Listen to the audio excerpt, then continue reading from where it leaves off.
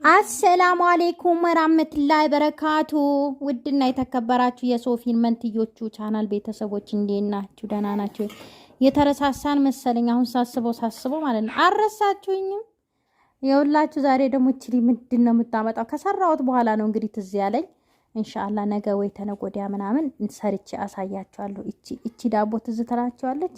እንዲህ አይነት ዳቦ ይውላችሁ ሰው ቤት መሄድ ስትፈልጉ ምናምን ይውላችሁ እንዲያድርጋችሁ ሰርታችሁ መሄድ ትችላላችሁ። አያችሁ እንደ ፈጣይር ነገር ተደርጎ ምንም ውስጡ የለውም።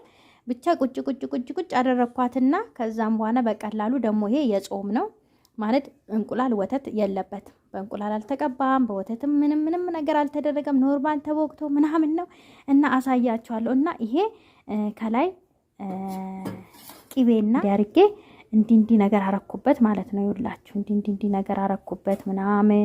አሁን ይሄ ሰው ጋር ሊሄድ ነው። ሰው ጋር የሚሄድ ነው። ይውላችሁ ሰው ጋር የሚሄድ ነው። የሚሄደውም ደግሞ ክርስቲያን ቤት ስለሆነ አሁን ደግሞ ክርስቲያኖች ጾም ስለሆነ ጾማቸው እንዳይበላሽ ይሄ የአትክልት ቂቤ ነው። የአትክልት ቂቤ ነው እና የአትክልት ቂቤ በእንደዚህ አርጌ ይውላችሁ አርጌ ልወስድ ነው ማለት ነው። ይውላችሁ በቃ ይውላችሁ በጣም የሚያምር ነው። ይውላችሁ እንዲያረጋችሁ ሰው ቤት ይዛችሁ ሂዱ መሄድ ስትፈልጉ ማለት ነው። አቤት ሲያምር ወላሂ እንዴት እንደሚያምር ይሁት ብቻ ይሁት ማሻአላህ ተባረከ ረህማን። እና ለቤታችሁም እንደዚህ ብትሰሩ ሰው ቤትም ይዛችሁ ብትሄዱ ምንም የማያሳፍር ነው ማለት ነው። በቃ በትንሽ የፓትራ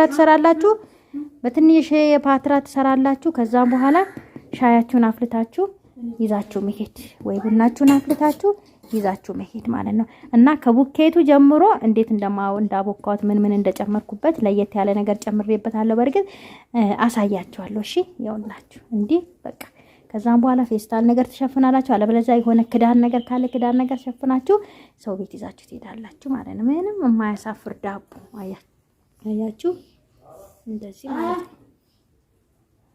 ደስ የሚል ነገር አያችሁ። ዋው ነው የሚያስብለው እውነት።